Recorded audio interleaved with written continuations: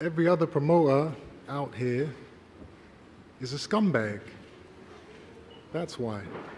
You know, you've got Frank Warren behind me, been lying and cheating his way through boxing for the last couple decades.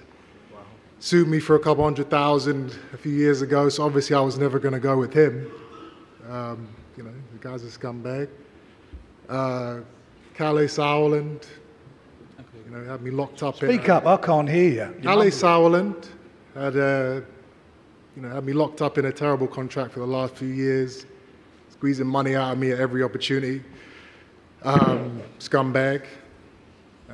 Eddie Hearn, Frank Smith, you know, they did everything they could to try and make this fight against Conor Benn still go ahead. Still go ahead. Why don't you fight Hamza Sharad, scumbag? After knowing that they, that he was on steroids. Scumbags, you know. I would say the only promoter that I know for sure isn't a scumbag is His Excellency, Turki Al-Sheikh.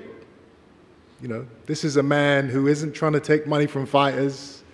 He isn't trying to use lawyers and accountants to lock fighters up in slave contracts. You know, he's a man of God. He's a man of religion. That's what's most important to the people of Saudi Arabia. He just wants to put the biggest fights on, the best events on, and pay fighters what they're worth. And as a fighter, you know, it's a blessing to be a fighter at this moment of time, because this is the first time we've ever had a promoter like this in the history of boxing. Chris Eubank absolutely cooked Eddie Hearn and Frank Warren. And it's interesting that fans never really seem to side with the talent or the athletes that put their bodies on the line, put their lives on the line, whether it's boxing, basketball, football, baseball. They tend to side with the owners, you know, the people that put up the money, the people that make the most money, but also have a history of exploiting fighters. I think because they've been around so long, they have so many networks and relationships that you almost have to go through these guys if you want a fight. You have to go through a Eddie Hearn. You have to go through a Frank Warren. You have to go through a Bob Arum. And, you know, for guys that are more quote unquote independent, like a Devin Haney, you see what Eddie said about Devin in the last few days, basically talking down on him. You know, maybe Devin could have handled it a different way, but I feel like this is a continuation of that same conversation, because did you notice how Chris Eubank said slave contracts? Remember, Barry Hearn, Eddie Hearn's father, who founded Matchroom Boxing, said that, you know, in another time, basically he had fighters in a slave contract, you know, and now he said he have to address them as Mr. He have to treat them with respect.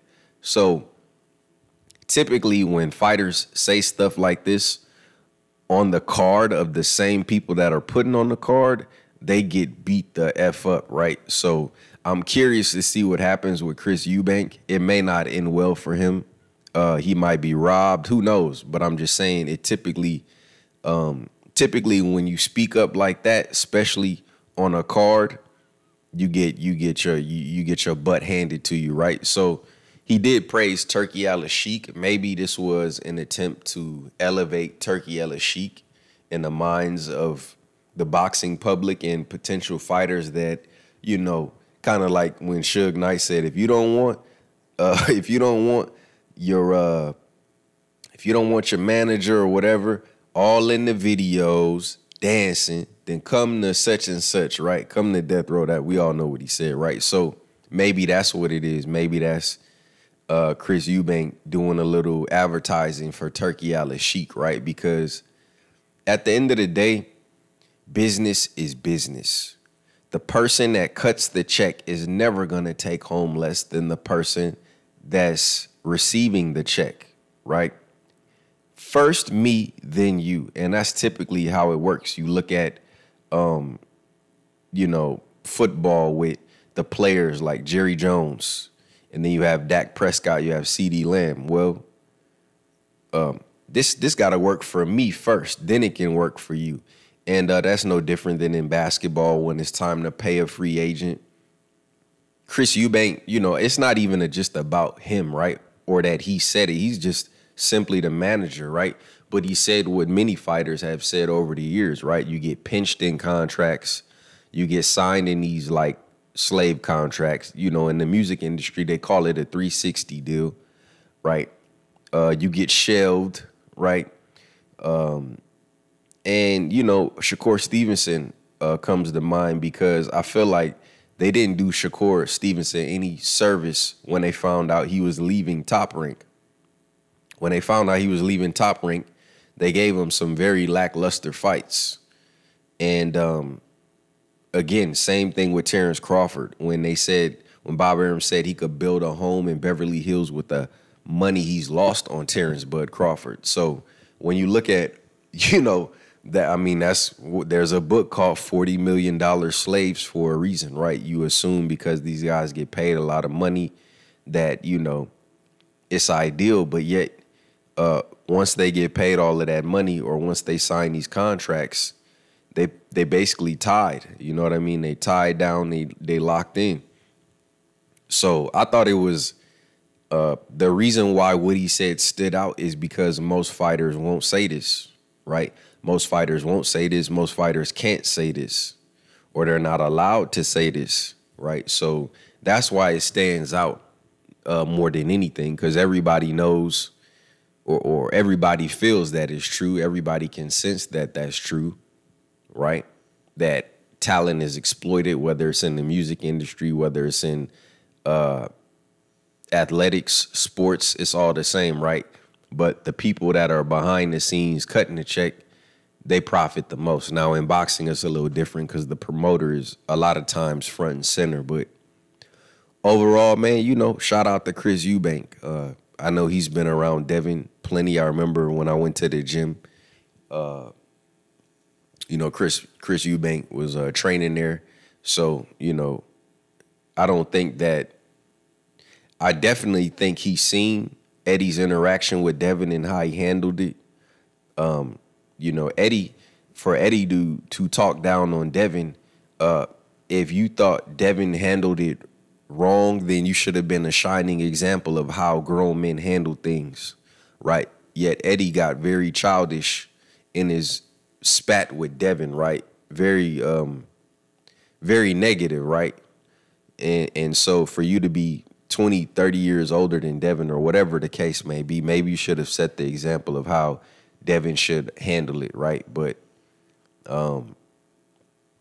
like I said, I didn't think that Devin, I said in my video reaction to that Eddie doesn't owe Devin anything. And Devin being that independent star in boxing and, you know, pushing his independence, he should never even look at these dudes I mean, yeah, definitely I would hit him up, right? They have a relationship. They made money together. So you would think it would just kind of be like foregone. But again, when he throw up that wall in between y'all, just accept it and, you know, move on. And of course, you seen at the end of the day, Devin ended up sitting right there front and center, sitting next to Bud Crawford. So, you know, I don't really think, I think Eddie kind of overblew it, the situation. But, you know, I think that also Eddie knows that beefing with Devin will get more attention on his fights, you see, and that's what it comes down to again. That's why Devin said, you steady bringing my name up because, you know, that's just the reality. It's like when I looked at Andre Ward's podcast and I was looking at all his recent interviews, Devin Haney got the most views. I think he had like 309,000 views. And it's only been maybe a week. I looked at Shakur Stevenson's video. It had like 170,000 views. It's been up for weeks, maybe a month. I look at Bud Crawford's interview. It's at about 400K, and it's been up since before the Madrimal fight. I looked at the Caleb Plant interview, the Edgar Berlanga interview. So Devin is definitely getting more attention on his career than a lot of his peers, right? Especially now that he's in his comeback arc.